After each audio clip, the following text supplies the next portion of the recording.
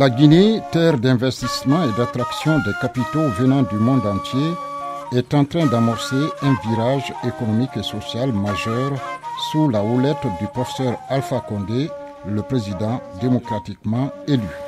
Voulant retrouver sa place de locomotive de la région ouest-africaine, la Guinée a besoin d'un secteur privé fort et convaincu de ses potentialités. La Guinée est un pays où toutes les opportunités d'investissement sont présentes et les conditions de réussite vivantes. Tout investisseur potentiel y trouvera profit dans tous les domaines de la vie économique. Le secteur privé, notamment les petites et moyennes entreprises, étant le moteur de la croissance économique, il est donc impérieux d'insuffler un dynamisme nouveau à ce secteur en le rendant plus fort.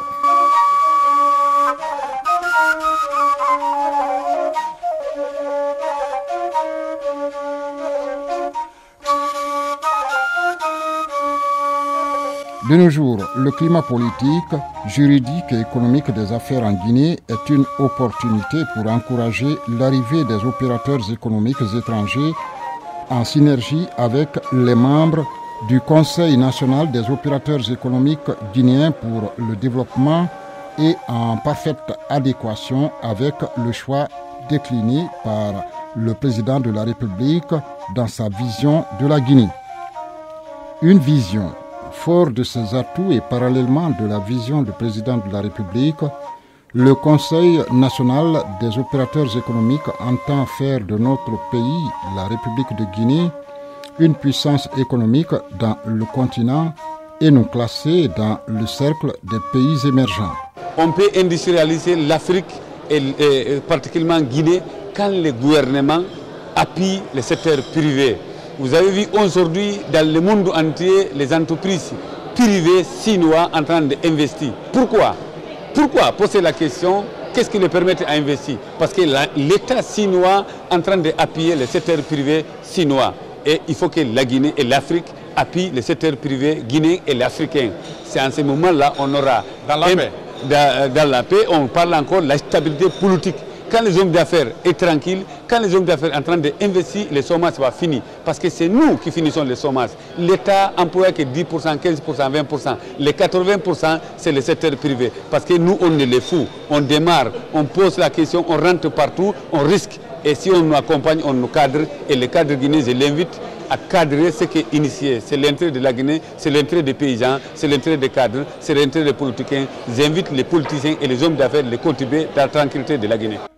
Une occasion aussi de prendre notre destin en main, d'exploiter rationnellement notre potentiel, de corriger les erreurs du passé et d'aborder l'avenir avec confiance. Car le président de la République l'a souligné dans son discours de fin d'année, l'avenir de la Guinée est prometteur. Une mission. Fort de cette confiance, le Conseil national des opérateurs économiques guinéens pour le développement restera toujours fidèle à sa tradition de pionnier d'un commerce équitable et d'une industrie forte tout en étant ouvert à une concurrence saine et profitable à tous les membres dans le respect des règles de la République. Le Conseil jouera sa partition citoyenne et mettra tout en œuvre pour accompagner les autorités guinéennes grâce aux efforts de M. Tchernomadiou Bari, dit Bari Angola, président du Conseil national des opérateurs économiques guinéens pour le développement. Pour bien s'épanouir, l'opérateur économique a besoin d'un meilleur environnement des affaires dans le partenariat gagnant-gagnant. À cet effet, il est important que l'État crée les conditions nécessaires à l'instauration d'un climat sain et d'une justice crédible. Actuellement, notre pays est devenu très propice aux investissements, des investissements à faire partager avec les autres, comme aime à le rappeler M. Bari Angola. Il a toujours exhorté ses confrères à mettre les bouchées doubles pour mieux capitaliser les expériences de chacun dans son secteur afin de faire du Conseil national des opérateurs économiques guinéens pour le développement l'un des piliers du développement économique et social de la Guinée. Un homme, M. Barry Angola, ne cesse de parcourir le monde en porte-flambeau des opérateurs guinéens avec pour seul dessein le développement de son pays et pour ce faire l'ambassadeur de la République de Guinée. Participant au Forum guinéen des investisseurs d'Abu Dhabi, organisé en vue d'attirer les investissements directs des étrangers en novembre 2013, M. Barry Angola a eu des entretiens fructueux avec des entreprises étrangères désireuses de s'implanter en Guinée. M. Barry Angola s'est rendu ensuite en Chine pour y rencontrer des dirigeants d'entreprises réputées hautement intéressés par le potentiel de la Guinée dans le domaine de l'énergie solaire, des infrastructures, l'exploitation, la transformation locale et l'exportation des minerais afin de créer une chaîne de valeur génératrice de devises pour la Guinée ont constitué également des centres d'intérêt pour ces chefs d'entreprise au cours de cette rencontre. À la suite d'une mission d'affaires en Chine, il s'est rendu sur invitation des dirigeants de la branche asiatique de la Banque internationale UBS à Singapour pour des discussions sur les opportunités d'investissement en République de Guinée.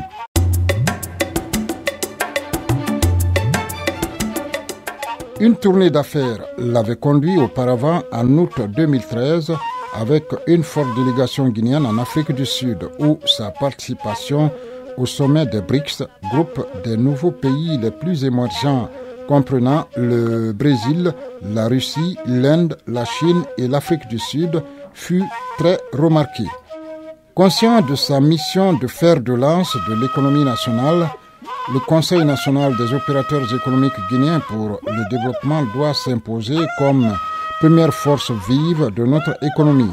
À cet effet, il entend mettre à profit toutes les ressources humaines du pays capables de propulser le secteur privé. J'invite le cadre guinéen qui va en négociation en France, en Amérique et à London. Ils savent qu'ils négocient pour la Guinée. Les façons que le professeur a porté ses RPC jusqu'à arriver au pouvoir, ce n'était pas son intérêt, c'est l'intérêt de la Guinée. Donc le cadre qui va négocier au intérêt de l'État, il faut qu'il fasse très attention. Ils savent que c'est depuis pour eux. Parce que quand vous arrivez aux tables, vous mangez, dîner, vous allez au café, on vous paye les hôtels. Si tu ne fais pas attention, ils vont te dominer à leur faveur. Donc c'est pour éviter tout ça. Et je profite les micros de le dire. Et je suis très bien placé de le dire. Et parce que l'RPC, il faut que les gens sachent encore, les partis commandent le gouvernement. Les partis, le gouvernement d'un parti politique, son patron, c'est le parti. Il faut que les gens sachent ça. Quand le gouvernement commande le parti, le gouvernement veut les pagailles. C'est le parti qui veut contrôler le gouvernement. Donc ça, c'est très important. C'est ce qui manque en Guinée. Et vous avez les moments de sécurité. Quand le parti contrôlait le gouvernement, il n'y avait pas de bêtises. Tout le monde était en ordre. Il n'y avait pas de voleurs, il n'y avait pas de banditisme. Donc quand le parti contrôle le gouvernement, il y a la discipline. Parce que d'abord, le gouvernement va prendre les disciplines du parti. Donc, le président du Conseil national des opérateurs guinéens pour le développement, M. Barry Angola, est déterminé à relever le défi de l'émergence économique de la Guinée dans l'arène internationale.